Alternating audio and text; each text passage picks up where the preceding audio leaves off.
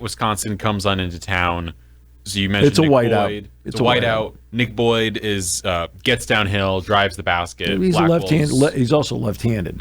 And what does that do for someone who's defending him tonight? Like, You got to defend it instead of normally you're used to defending right-handed people, right? You know, I mean, there aren't people out there who are left-handed. Okay, but you know, it just means you've got to make sure you're conscious of the fact that when he's going to drive, he's going to go to your right instead of to your left. and what does Penn State tonight have to do to beat the Wisconsin team? Of course, last year was a different story. Penn State played incredibly well in Madison, and they shot the ball incredibly well, and they got a fast break. DeMarco Dunn played great. Ace played great, and Yannick was the best player on the floor. But tonight, different team, both sides of the ball. Okay, Okay, I'll flip this around a little bit. No, I'll just do it in order. It doesn't matter. You have to hit some threes tonight, right? It goes back even in the summertime. I told everybody this is a team that's going to have to take 30 to 35 threes in a game. They're going to have to hit a dozen to 15. They need to hit a dozen threes tonight. Start with that. Inside out basketball becomes important. Okay, Mike showed me the stats on when they get no paint touch, lane touch. Okay, no lane touch, what their points per possession is. He then showed me what when they get one lane touch in a possession, how the points per possession go up. Makes sense. It's below one. I'm not going to give you the exact number. It's not good. Right. It's below one when it's none. It's actually above one when they have one. When they get two, it's up over 1, 2 something. I mean, and that's incredible. So they need to get the lane touches in combination with good open threes. And most of their threes have been open. You've got to hit them. That's one. Next, you've got to somehow do an exponentially better job, and I don't care if you got to throw them out of the way to do it. Get more rebounds. Penn State's perimeter defense, which was weak early in the season, actually, believe it or not, is better now. It's better now. But they're not getting the one and dones. When they get the one and dones, get out of the way.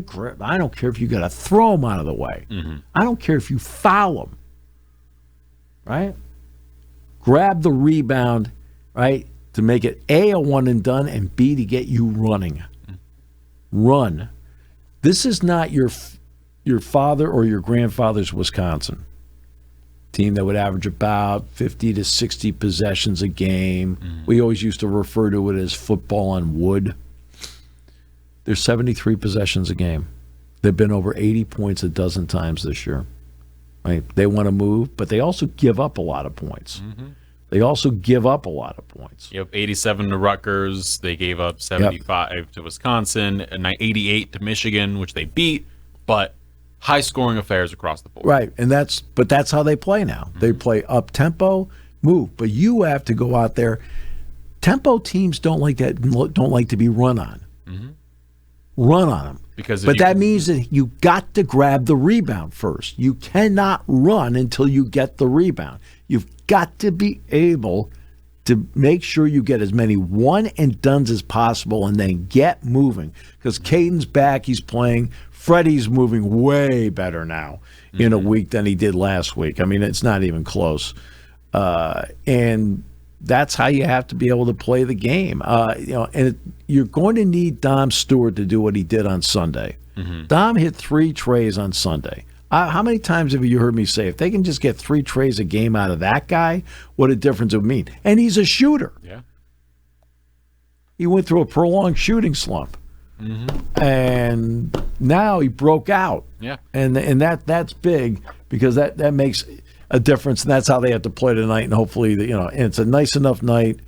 There's no issues with weather or anything like that, and hopefully the crowd responds and they're out there. And you mentioned rebounding, and something I wanted to bring up is so an issue this season has been rebounding. You said getting out and running, And you've seen rebounding-wise in this team right now, current averages, we've got Ivan Juric around a little over 4, Caden Mingo just about 4, same with Josh Reed, and then Tibor and Freddie around the 3 mark. Then you look at, let's compare it to last year's team just as an idea. Yannick was at 6, Nick Kern was at 5, Zach Hicks was at almost 5, Puff was at 4.5.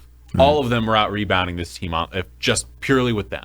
Right. That's a big difference because it felt like a chunk of the offense for the 24-25 Penn State team was they get a rebound, they pass it, Ace, DeMarco, Nick, Freddie, they're running, they're pushing it, and all of a sudden you look up and they're halfway down court and they have a 2-on-3, which at least gives them a chance of something, and then someone else comes down and then it's a 4-on-3 before our defense. Because Penn State is a good fast break team when they get out of the break. Caden is one of the best finishers. He's incredible. He's a really good player.